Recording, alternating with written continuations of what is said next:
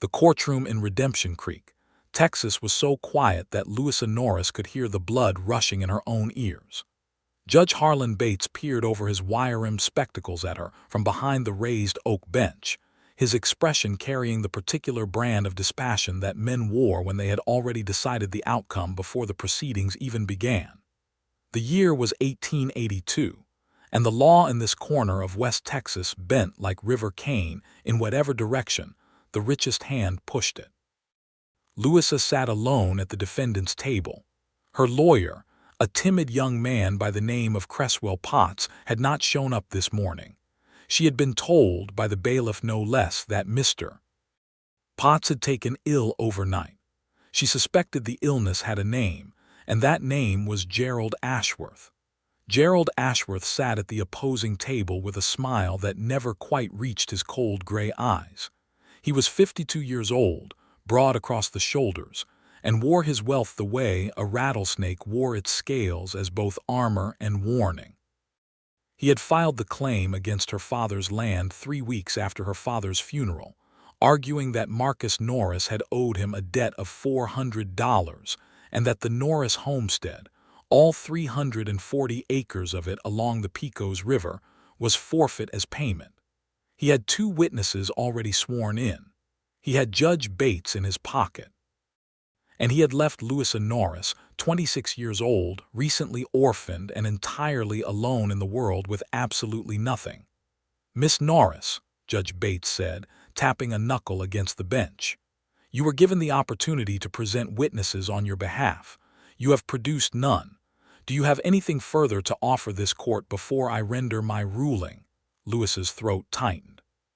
She had spent 3 weeks searching for anyone who could speak to the truth, that her father had paid his debt, that the original promissory note had been settled, that Gerald Ashworth was manufacturing a claim built on a dead man's silence.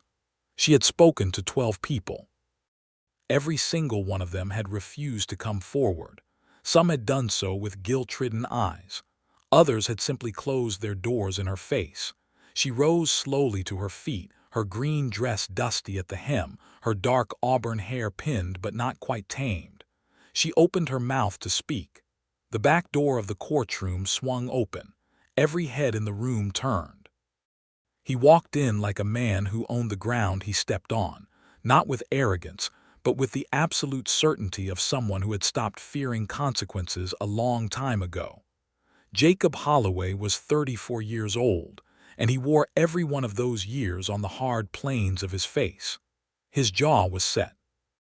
His dark eyes swept the room once, taking in Ashworth, the judge, the 2 bought witnesses, and finally settling on Louisa with an expression she could not yet read. He was tall, broad through the chest, dressed in a worn but clean canvas jacket over a dark shirt. His hat was in his hand. He walked straight down the center aisle and dropped into the chair beside Louisa at the defendant's table. The room erupted in murmuring. Judge Bates slammed his gavel once. "Order." Ashworth's smile had vanished entirely. His jaw worked silently for a moment. "What in the devil?"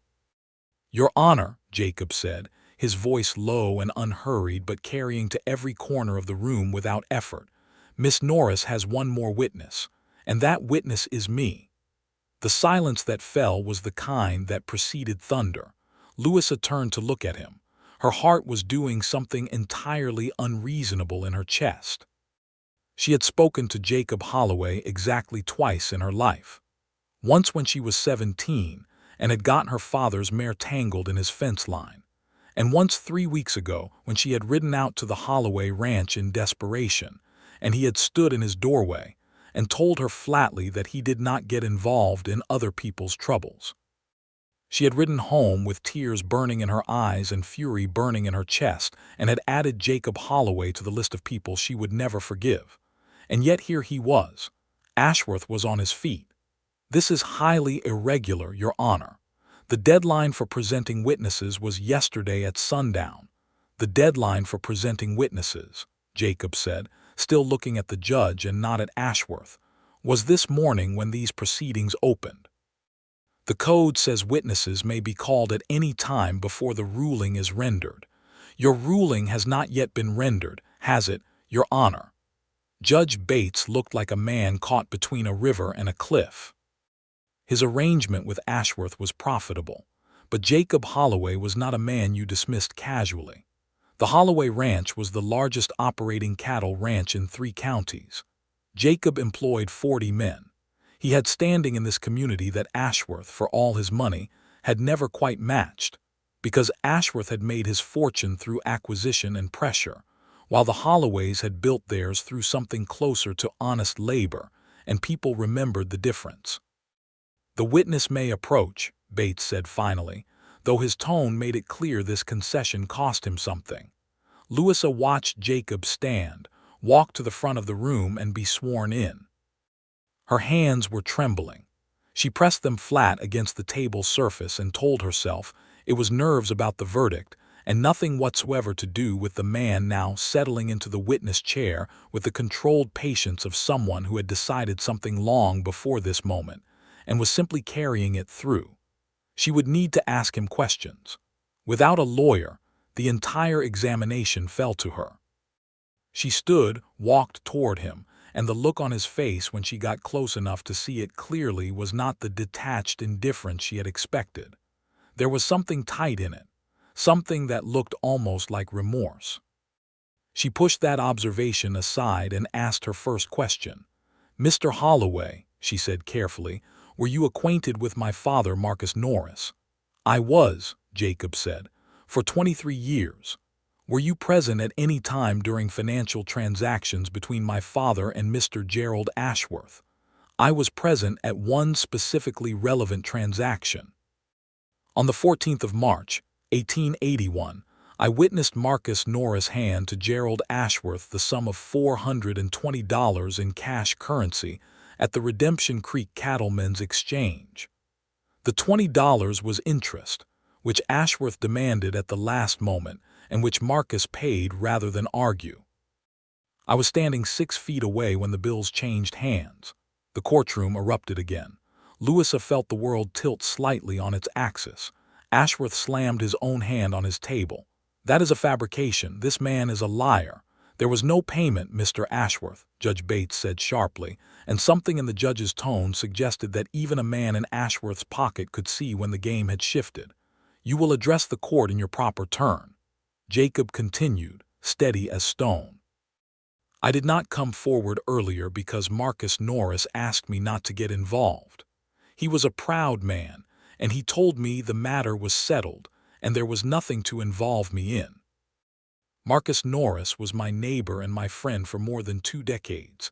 He is gone now and cannot speak for himself. His daughter is sitting in that room facing the theft of everything her family built.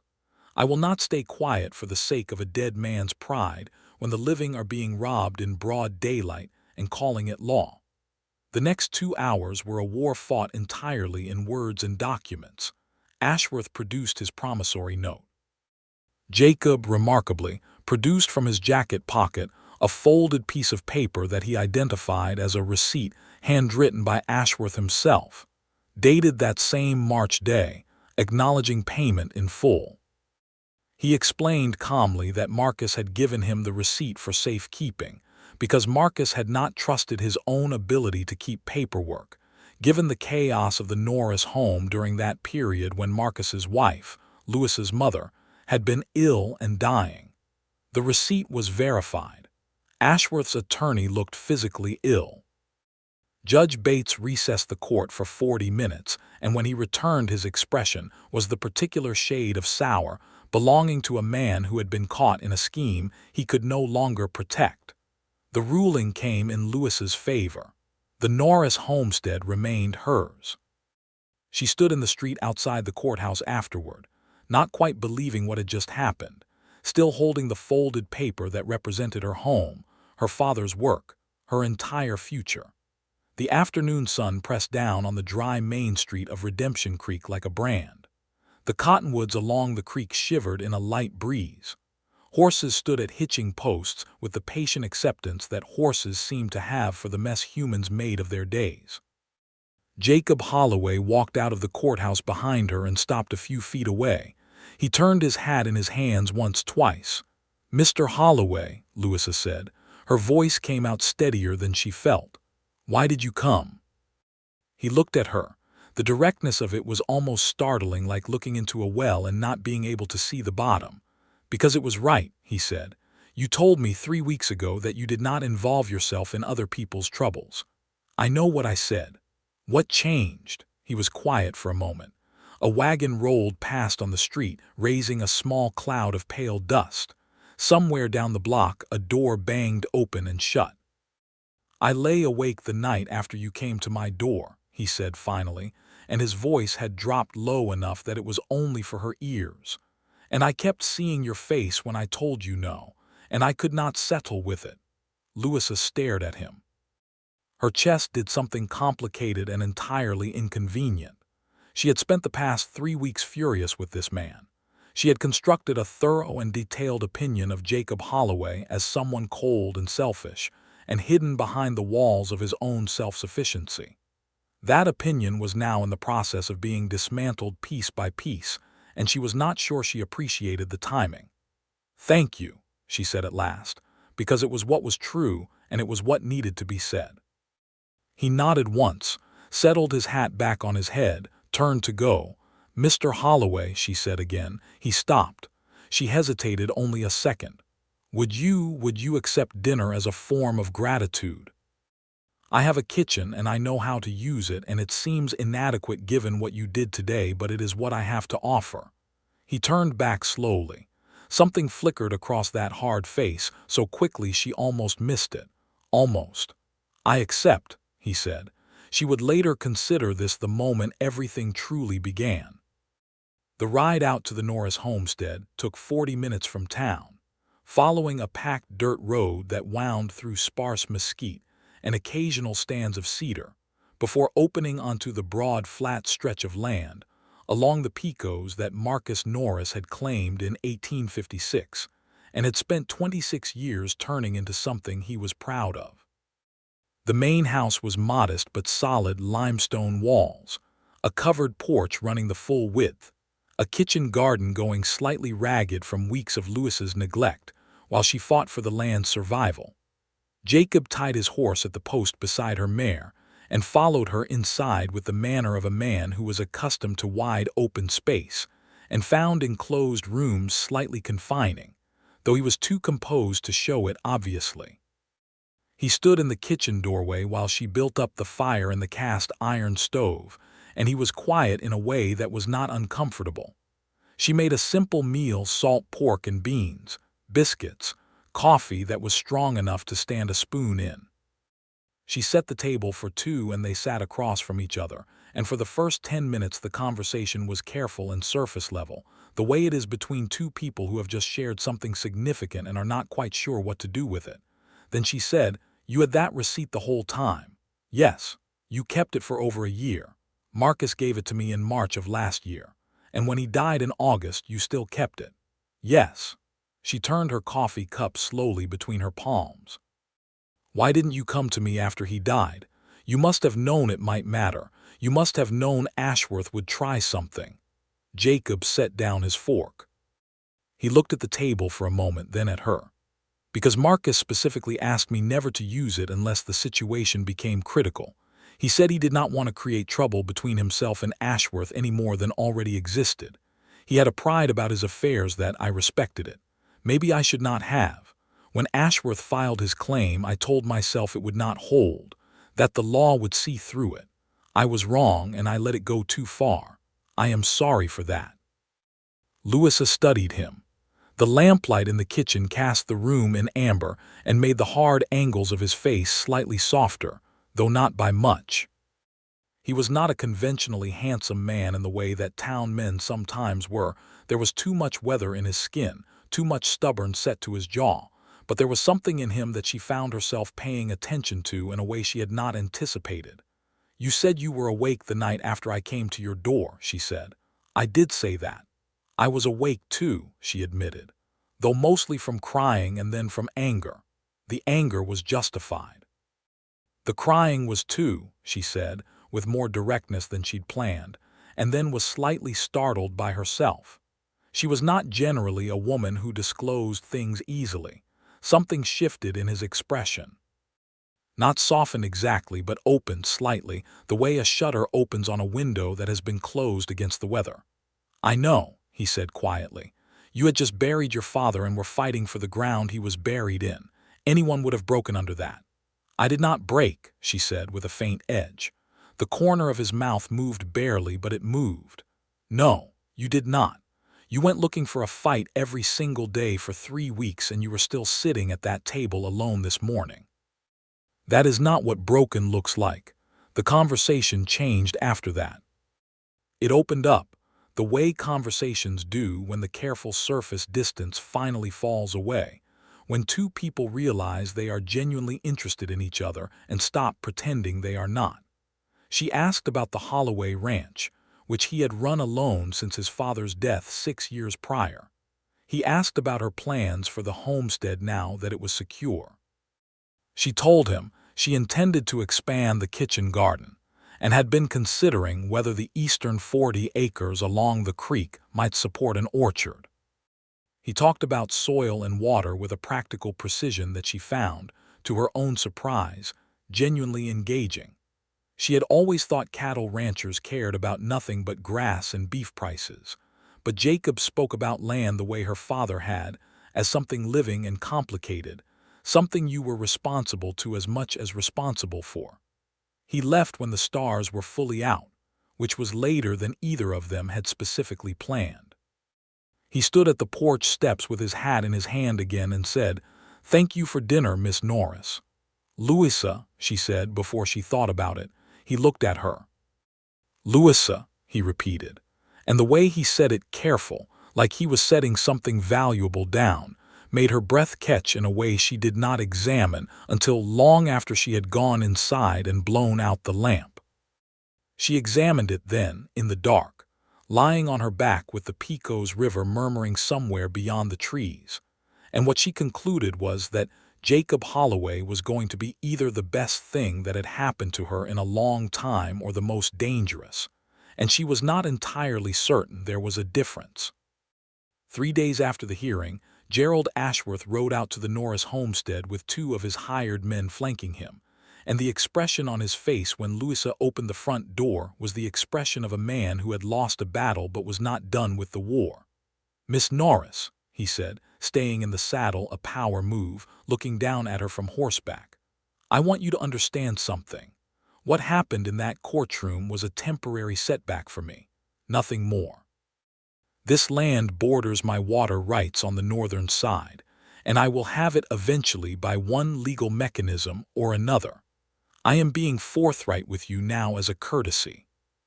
Louisa kept one hand on the door frame and held his gaze steadily. "Is that so? I can make things difficult for you out here alone. Supply lines, credit at the feed store, social standing in Redemption Creek. A single woman running a homestead without a man's name attached to it is vulnerable in ways you perhaps have not fully considered." "I have considered them," she said. "I have also considered that threatening a woman in her own doorway 3 days after a court found against you is not the behavior of a man in a strong position. It is the behavior of a man who is frightened." The color in Ashworth's face darkened. "Good day, Mr. Ashworth," she said, and shut the door. She leaned her back against it after she heard his horse turn and ride away, and let out a breath that had been very carefully controlled for the past 2 minutes. Her hands were shaking. She needed to tell Jacob.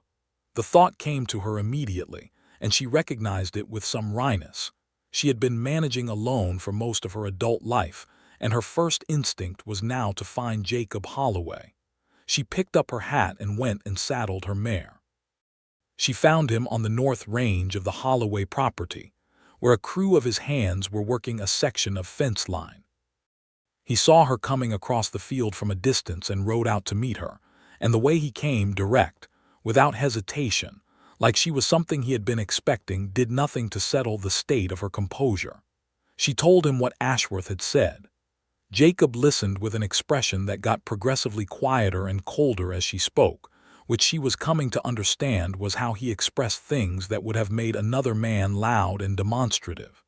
"He will try it," Jacob said. "The supply line pressure. He has done it before to others. He cost the Walcott family their farm 3 years ago by arranging a quiet credit refusal at every supplier within 50 miles. By the time they realized what was happening, it was too late. What did the Walcotts do? They left, sold out to Ashworth for a fraction of what the place was worth. He paused. You are not going to do that. I am absolutely not going to do that. Then we need to think ahead of him. He shifted in the saddle, looking across the flat grassland toward the line of the Pecos. Your most immediate need is reliable supply, grain, seed, whatever you need for the garden and the house. I can arrange to have what you need come through the Holloway purchasing account. Ashworth cannot touch my credit. He is not powerful enough. She felt the pull of that offer and also the complicated question underneath it. That is a significant arrangement to enter into with someone who is essentially a neighbor. An extended neighbor, he said, and there was something dry in his voice. With a receipt he kept for 14 months and no particular reason to keep it except that Marcus was his friend. My father spoke of you, she said. He admired you. He told me once that Jacob Holloway was the most honest man he knew and also the most difficult. Both things are fair, Jacob said. She looked at him. He told me you had been married. The quiet that followed was of a different quality. Yes, Jacob said finally. I am sorry, I should not have. Her name was Claire, he said. She died in the winter of 1876, fever. We had been married 2 years. He said it the way a man says something he has said before enough times that the words have been worn smooth, the raw edges taken off by repetition. But his eyes, when he said it, told a different story entirely. I was 28. She was 23. There was no particular tragedy to it besides the fact that she was gone and the world kept moving as though that were a normal thing. It is not a normal thing, Louisa said softly. No, he agreed. It is not. They sat on their horses in the middle of the north field with the afternoon sun throwing long gold shadows through the mesquite, and a silence settled between them that was unlike the careful conversational silences of 3 nights ago. This one had weight and texture. This one knew something. I have not, Jacob said slowly, told many people about Claire since the first year after. Most people in town have the general outline and consider it explained. But the actual of it, what it was. I have not talked about that. You do not have to talk about it now. I know, a pause. I am choosing to. She waited. She was the only person who could argue with me and have me actually hear it, he said. I am stubborn in ways that have gotten worse since she died because there is no one to push back. The ranch runs well. The men are good, but I have become rigid, I think, in a way that I am aware of and cannot quite correct alone. You pushed back against yourself 3 weeks ago, Louisa said, when you decided to come to the courthouse. He looked at her. You did that, he said. Your face at my door when I said no. That was not me pushing back.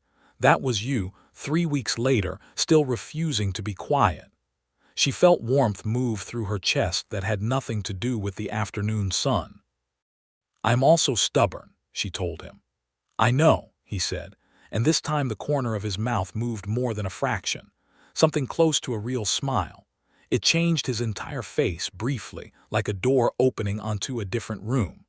The arrangement he proposed regarding supplies turned out to be the beginning of something far more entangled than either of them formally acknowledged for the next several weeks. Jacob would send a rider to the Norris place 3 times a week with goods. Louisa would send back payment when she had it in notes when she did not, and the notes had begun as purely practical accounting of when payment would come and had slowly, without either of them quite deciding this was happening, transformed into letters. Real letters. Detailed, personal letters. She wrote to him about her father's apple tree in the east corner of the property, the one her mother had planted the year Louisa was born, and how she was determined to graft additional saplings from it in the spring. He wrote back about the drought of 1879, and how he had watched his father's herd have in a single summer, and what it did to a man's faith in the land he had given his life to, and how the faith had come back eventually not as certainty but as stubborn commitment, which he thought was better. She told him about her years in Dallas, the two she had spent at a female seminary there between the ages of 15 and 17, and how she had loved the library but found the rigid social expectations of the city suffocating, and how she had come back to the homestead voluntarily, choosing the Pecos and the open sky and her father's company over what the city offered. He told her about the year he had spent in Abilene as a young man driving cattle, the violence and the wildness of it, the sense of something enormous and ungovernable about that period of the territory that had since been tamed into something smaller and more organized, and in some ways lesser.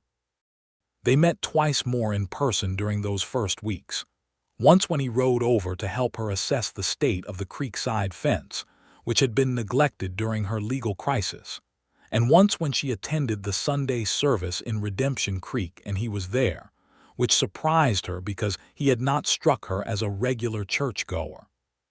He fell into step beside her after the service, and they walked the length of the main street together, and it was noticed by enough people that Mrs. Alois Carver of the dry goods store mentioned it to at least 3 other women before sundown. Louisa was aware of being noticed. She had a complicated relationship with it. One evening in late October, 6 weeks after the hearing, Jacob rode to her place not as a supplier's errand but on his own, unannounced, arriving at dusk. She saw him coming from the porch, and something in her chest turned over like a page. He sat on the porch steps and she brought out coffee and they watched the last light die over the Pecos together, and about halfway through the silence he said, "I have been thinking about what you said, about the orchard idea. The eastern 40 acres. I think it could work. The soil is right and you have the water. If you start in the spring with 12 to 15 saplings, you could have productive trees inside of 7 or 8 years. You came all the way out here at dusk to tell me the orchard could work." He looked at her sideways. The last of the daylight was warm on his face, and those dark eyes held something she had been seeing more of lately, something that had given up trying to be invisible. "No," he said. She turned toward him on the porch step and waited. "I came because I have been sitting in my house for the past 3 evenings with a pen in my hand trying to write you a letter, and I could not get it right, and I eventually decided that things that cannot be written should be said." Her heart was doing something absolutely unhelpful. "And what could not be written?" He turned to face her more fully. "I am 34 years old and I have been alone for 6 years, and I had made a kind of peace with that. I had decided that one person getting to love someone the way I loved Claire was already more than most men get, and I should not be greedy about it." He paused. "I have not been able to maintain that position since a certain morning in a courtroom 6 weeks ago." Louisa felt the words settle through her like warm water. She was quiet for a moment, not because she did not know what to say, but because what she wanted to say felt large, and she wanted to get it right. "Jacob," she said, and saying his given name out loud for the first time felt like crossing something, some line that had been there since the beginning. "I told myself that first night after the courthouse that you were either going to be the best thing that had happened to me in a long time or the most dangerous. Which did it turn out to be?" "Both," she said, "simultaneously, and I find that I am not as frightened of that as I probably should be." He reached out and took her hand from where it rested on her knee. He held it carefully, the way you hold something you are not sure of your right to but cannot bring yourself not to touch. His hand was rough with work and warm and absolutely certain of itself despite the care. "I would like to court you properly," he said, "with your permission." She looked at their joined hands. "You already are," she said. "You have been since you sat down beside me in that courtroom and said you were my witness." The winter of 1882 moved over the Texas scrubland in the way West Texas winters do, not with the dramatic white weight of northern cold, but with a gray, dry persistence that settled into the bones and made the evenings feel compressed and intimate. The Norris homestead survived it on the strength of the supply arrangement with the Holloway ranch, on Louisa's considerable practical competence, and on the warmth of what was growing between her and Jacob Holloway, which both of them had now stopped pretending was anything other than exactly what it was. Gerald Ashworth had not disappeared from the picture.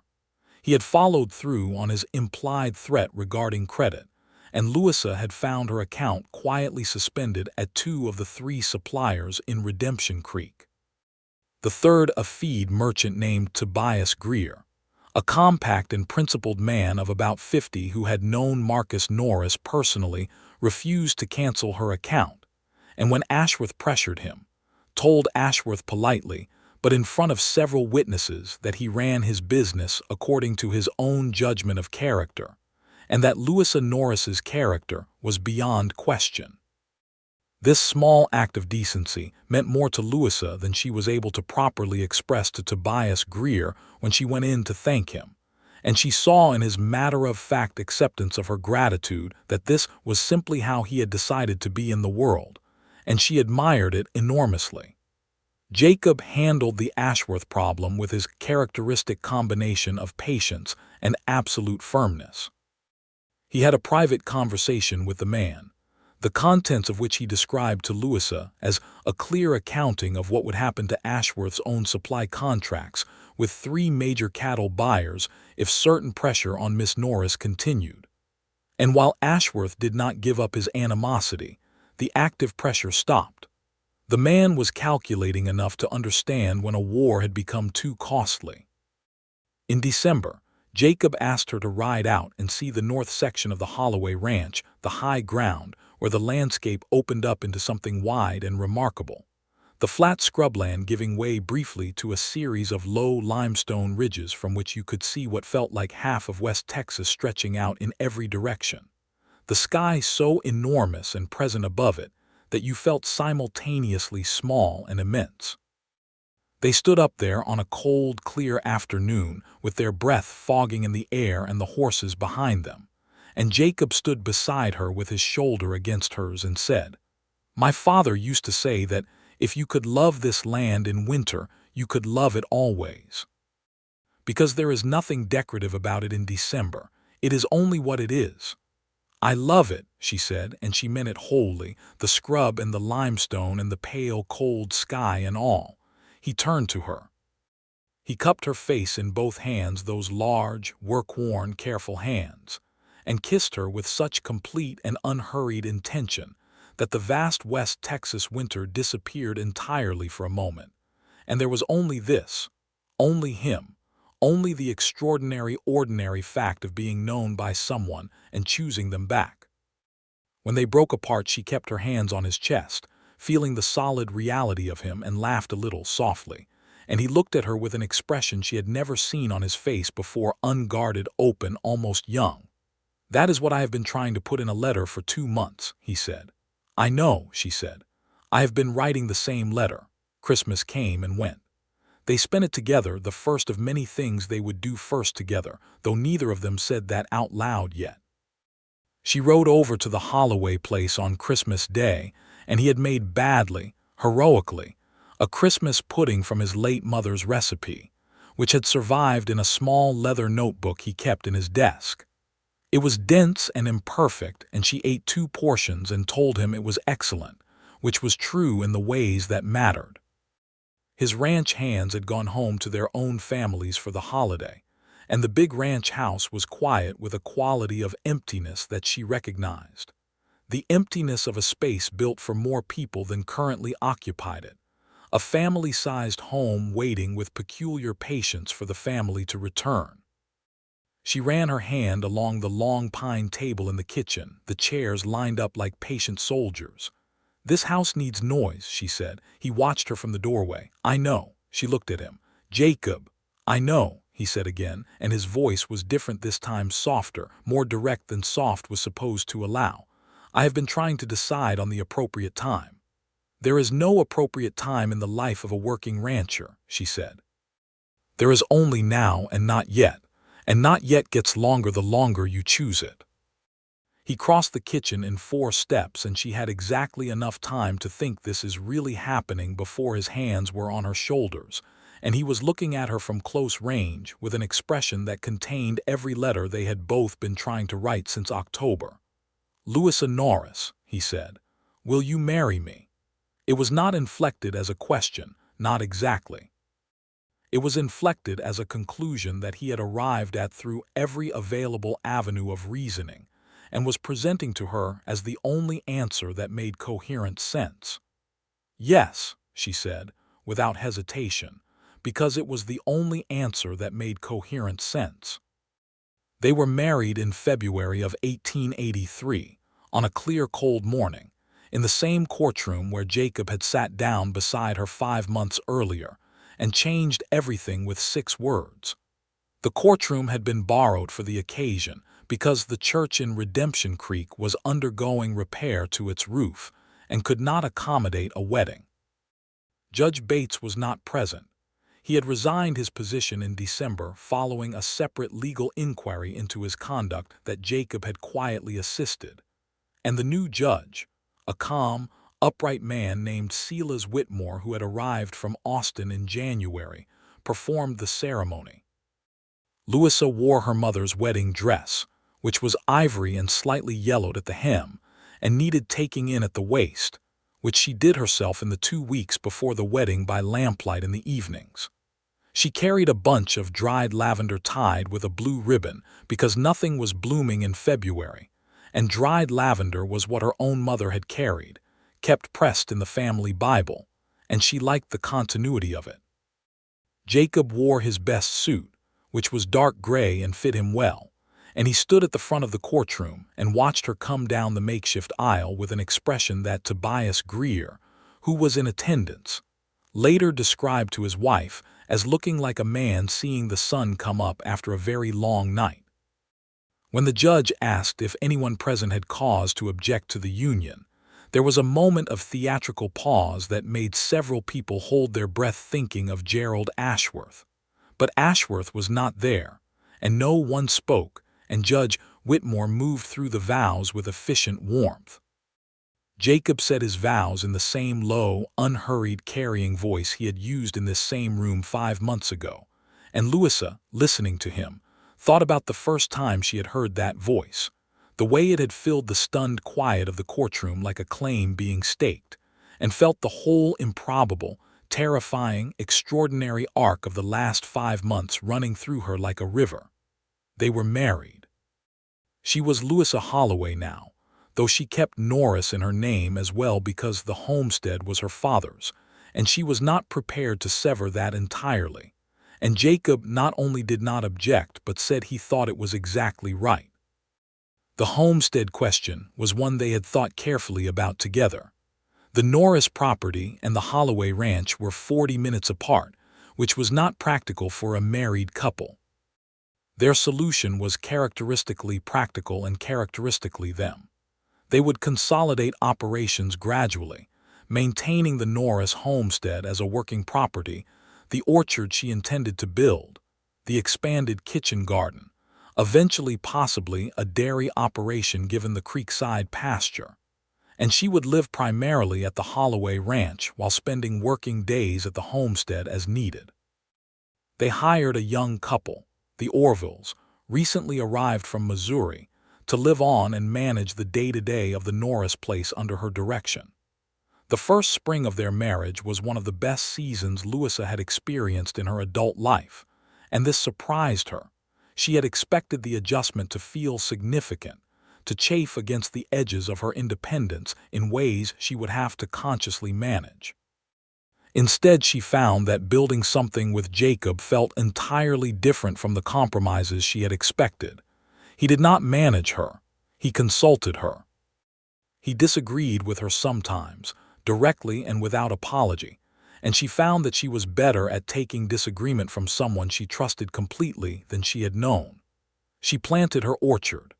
Jacob rode out with her on the first day and helped set the saplings, 14 of them, a mixture of apple and a few peach trees recommended by a nurseryman out of San Antonio she had written to.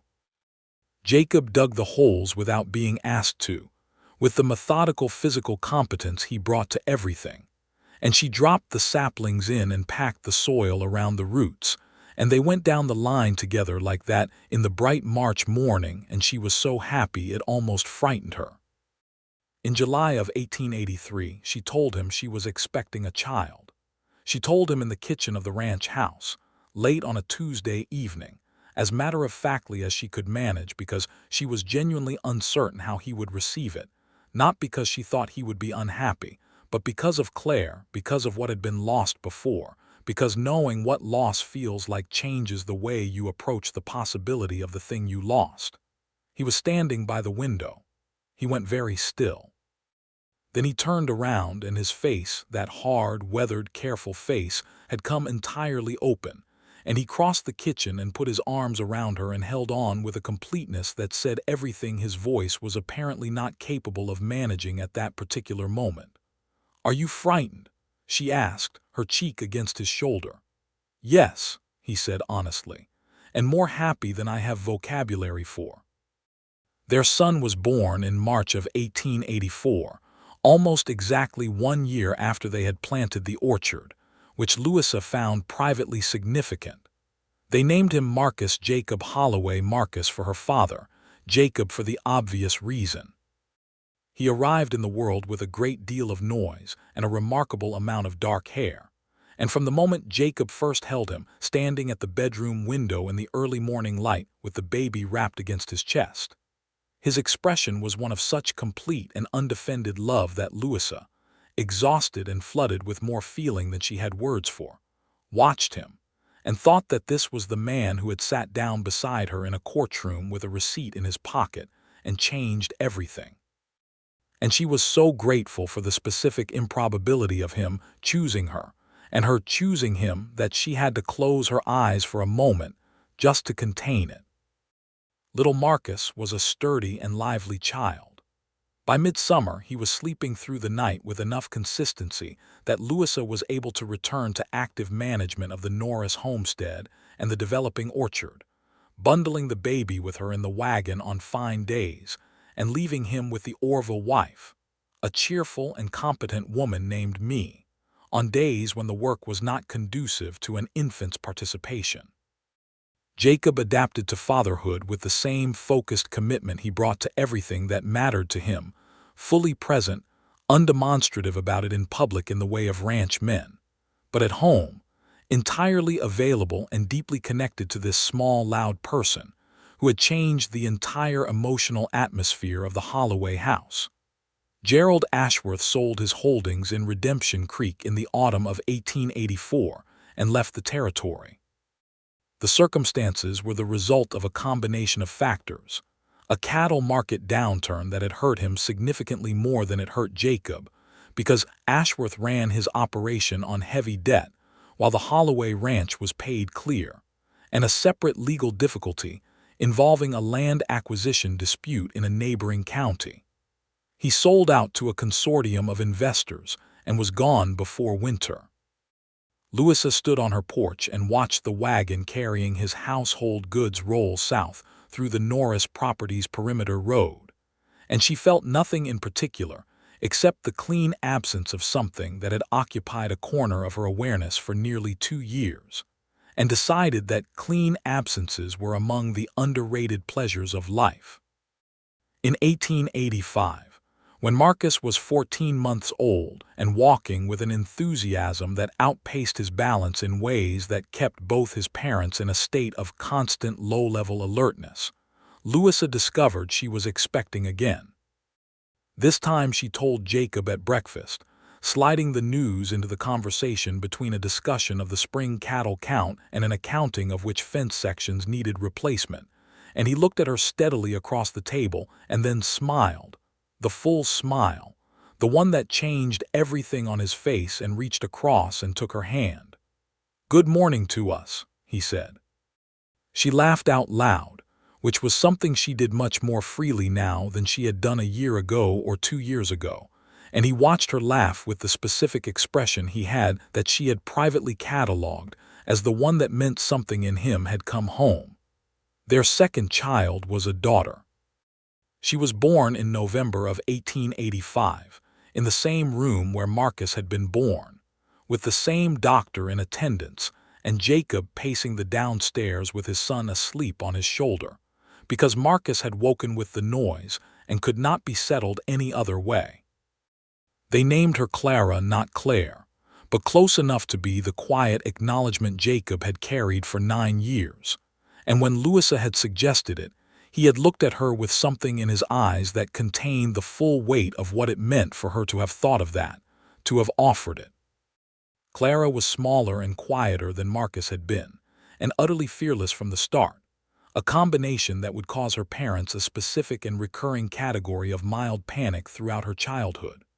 By the time she was 2, she was following her older brother at full speed across any terrain he chose.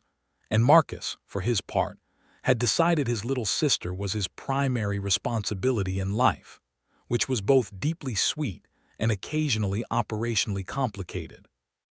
The orchard bloomed for the first time in the spring of 1887. It was not yet producing fruit in any significant quantity. The trees needed another few years before the harvest would be what she had planned for, but they were standing, 12 feet tall now, their branches full of white blossoms against the April sky, and Louisa walked the rows with her daughter on her hip and her son running ahead of her, and she thought about her mother planting that first apple tree the year Louisa was born. About seeds and time and the patience required of anyone who plants something they may not live to see in full bloom.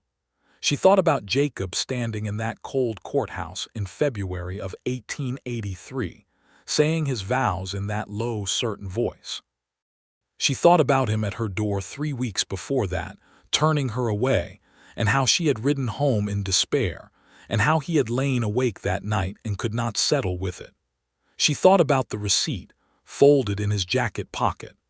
A dead man's request honored until the very moment when honoring it became the wrong thing.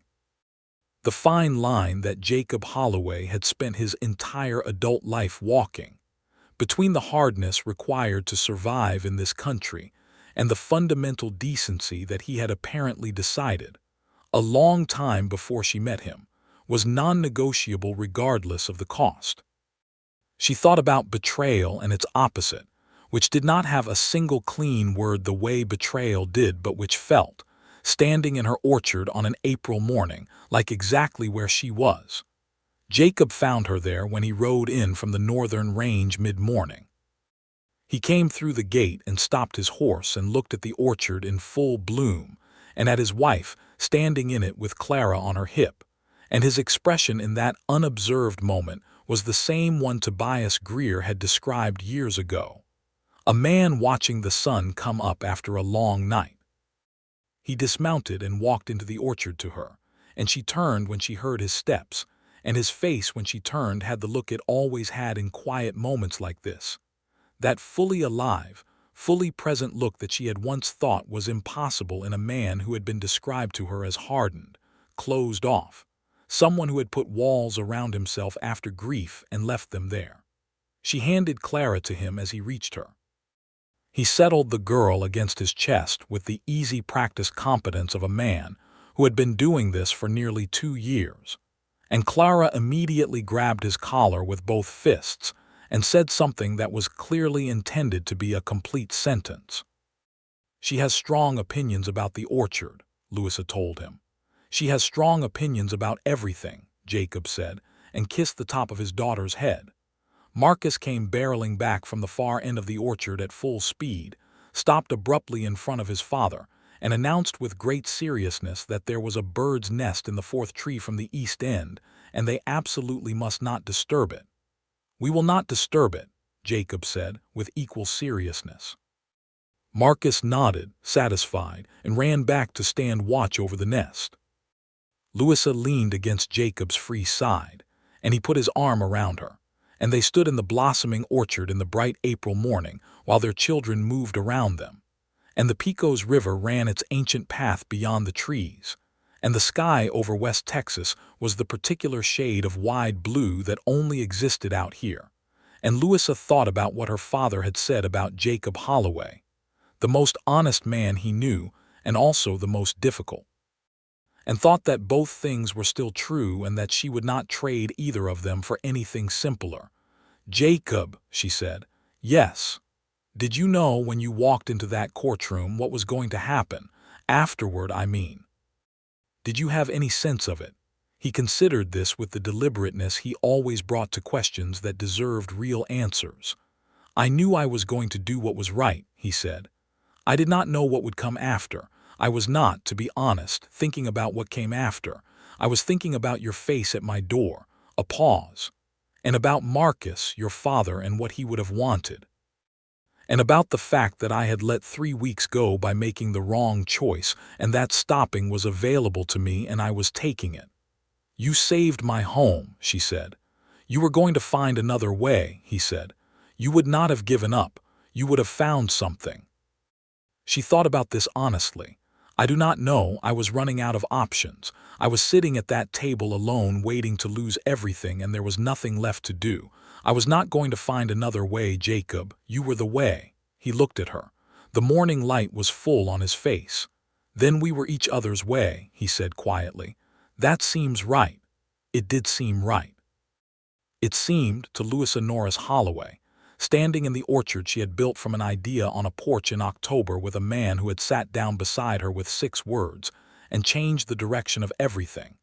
It seemed not just right but precisely, specifically, exactly right in the way that very few things in a human life turn out to be, the way that makes you aware of how extraordinary the ordinary is when you are in it. She turned her face up to the sun. The blossoms moved in the light wind. Clara, in Jacob's arms, had abandoned her collar grip and was now reaching for the nearest branch with the absolute conviction of a person who intends to have a specific flower and will settle for nothing less. Marcus called from the far end that the bird was back and they should come and see it quietly. Jacob looked at Louisa. She looked at him. That look that had been building since October of 1882, since a courtroom in Redemption Creek, since a door in the evening light, since a porch at dusk and a high limestone ridge in winter, and a kitchen on Christmas Day and a February morning with lavender and vows, was all the way open now, on both sides. No hidden corners, no remaining walls. Just 2 people who had each been through something hard and had come out the other side of it and had, against certain reasonable odds, found each other in the specific clearing that exists between what you survive and what you build. "Come and see the bird," she said. They went together through the blossoming trees, the 4 of them, into whatever came next. The years that followed were not without difficulty. No life in the West Texas Territory in the 1880s was without difficulty, and no marriage between 2 strong-willed people who both believed strongly in their own assessments of any given situation was without its friction. There were hard seasons, both agricultural and personal. There was a drought in the summer of 1888 that cut the Holloway cattle count by 1/3 and required 2 years of careful rebuilding. There was an outbreak of fever in the winter of 1889 that took 3 of Jacob's ranch hands and kept Louisa nursing her children through frightened weeks. And Jacob himself was ill enough for 4 days in December that the ranch hands who had worked for him for years were visibly scared. And Louisa, sitting at his bedside in the cold, small hours of one particular night with her hand over his and his breathing rough and slow, confronted the full weight of what it would mean to lose this and chose to set it down because she refused to grieve something that was still present. He recovered. She told him afterward, when he was sitting up and eating and being characteristically practical about his own near miss, that she had spent 4 nights deciding she was not willing for him to die, and she believed this had had a direct causal influence on the outcome. He told her this was not medically supported. She told him she did not require medical support for things she had decided were true. He looked at her with that expression that meant something had come home and said, "No, I do not suppose you do." The orchard came into full production in 1889, just as the drought was ending and the recovery was beginning, and the timing was the kind that makes you believe in something larger than coincidence, though Louisa was too practical to lean on that belief too heavily. She sold the first full apple harvest to a distributor in San Angelo and put the income into the fence repair that the Norris property's eastern boundary desperately needed. The peach trees produced the following year, and by 1891, The orchard was a significant and reliable income stream that Marcus Norris could not have imagined when he had planted his single apple tree, and that Louisa had imagined very clearly on a porch in October of 1882, before she knew enough about her own future to be afraid of it. In the spring of 1891, Louisa discovered she was expecting a third child. She was 35 years old. Jacob was 43. Marcus was 7, serious and methodical, and the image of his father in the way he moved through the world. Clara was 5, opinionated and quick, and more like Louisa than either of them felt fully ready to acknowledge. She told Jacob about the third pregnancy on a Sunday afternoon when the children were occupied, and they were sitting together on the porch of the ranch house, which had been expanded in 1886 to add a proper parlor and 2 additional bedrooms, and the spring evening was warm and full of the first sounds of frogs in the creek. He looked at her for a moment, and she looked at him, and they both seemed to arrive simultaneously at the conclusion that 3 was exactly the right number. "Are you well?" he asked. "I am very well," she said. "Then I am very glad," he said. Their youngest was a boy. They named him Thomas, after no one in particular, just because it suited him, which he confirmed immediately by being a person who took everything very seriously and moved through the world at a speed suggesting he had important places to be. Thomas Holloway arrived in October of 1891 and took his place in the existing family structure with the same conviction with which the first frost takes its place in the cycle of the year, inevitable, appropriate, and changing the temperature of everything around him in ways that turned out to be good. By the time Louisa was writing in her journal on a January evening in 1892, with the ranch house full of the sounds of 3 children and the smell of wood smoke and supper, she was given to thinking occasionally about the progression of things, about how a person arrives at the life they are living by such a particular sequence of events that the removal of any single one would have left them somewhere entirely different. She thought about her father's promissory note, about Gerald Ashworth's cold calculation, about a young lawyer who had not shown up to work one morning.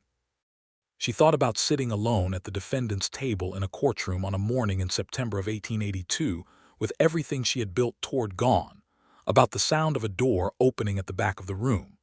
She thought about a man walking down the center aisle with his hat in his hand and the specific gravity of someone who has made a decision and is no longer capable of regretting it, and sitting down beside her and saying the words that changed everything. "You have one more witness, and that is me."